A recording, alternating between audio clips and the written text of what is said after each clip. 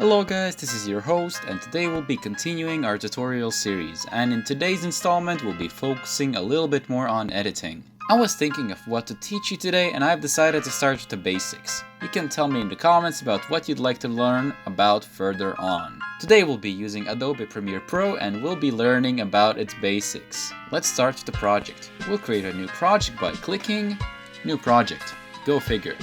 Not much needs to be changed here. Everything is fine as it is. We'll just name this project how we want to and click OK. Alright, what we want to make sure first is that we have the correct workspace.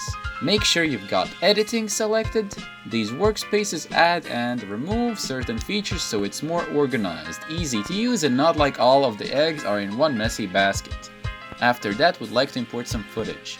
You can double click this area, and by doing so, a file explorer pop-up will appear and you'll be able to import either pictures, videos, or sounds.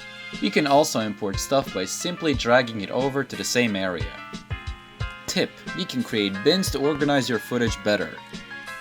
After importing some sort of media, you'll be required to drop it here to create a sequence. This right here is called a timeline. A sequence by default has 3 audio tracks and 3 video tracks. And any kind of images can only be placed in the video track. Sounds like sound effects or music can be only placed into the audio tracks. If you're importing a video, it'll be split and the sound will be placed in the audio track and the video will be placed in the video track. You can create a new video track by dragging the file above the last track.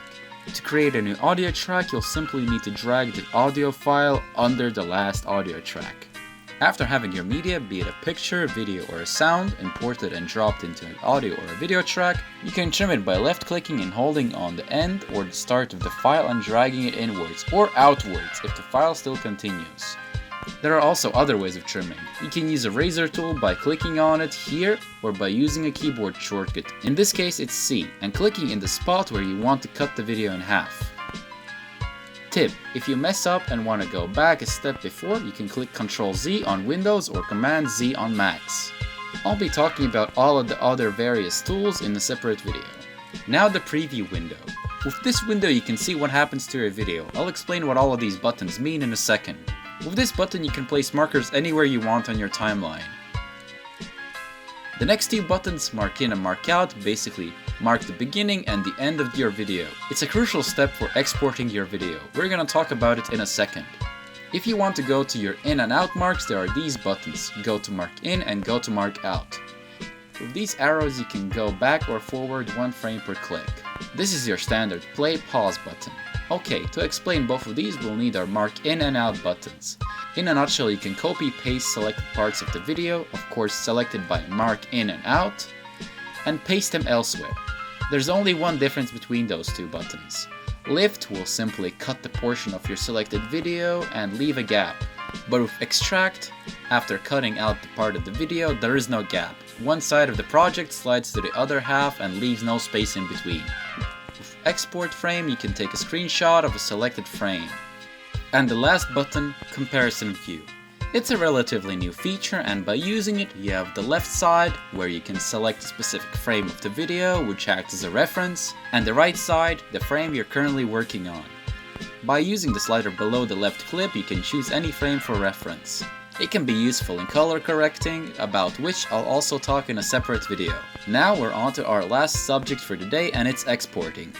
To export something, first place the in and out markers wherever you need to, go to File, Export, and then Media.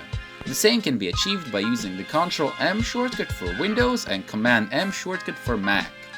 When exporting something, you should first make sure you're exporting your media as the correct file format. If it's a video, it's recommended to have H.264 file format. If you're exporting only a sound, use an MP3 format and uncheck the Export Video button. You can name your video by clicking on the hyperlink file name that was the original name for your media and change it to whatever else you want. After all that, simply click Export and you're done. My last tip of the day: don't get overwhelmed. You won't need to use as many features in the beginning. I myself don't use lift or extract at all. From my experience, I can safely say you'll only need to know how to import your files, move them around, trim them, and export them. You'll start using the other functions as the need for them arises. Oh, again, tell me in the comments what you'd like to learn about next. Anyways, this was your host. Have a good evening, morning, day, or night, wherever you live. Stay fresh.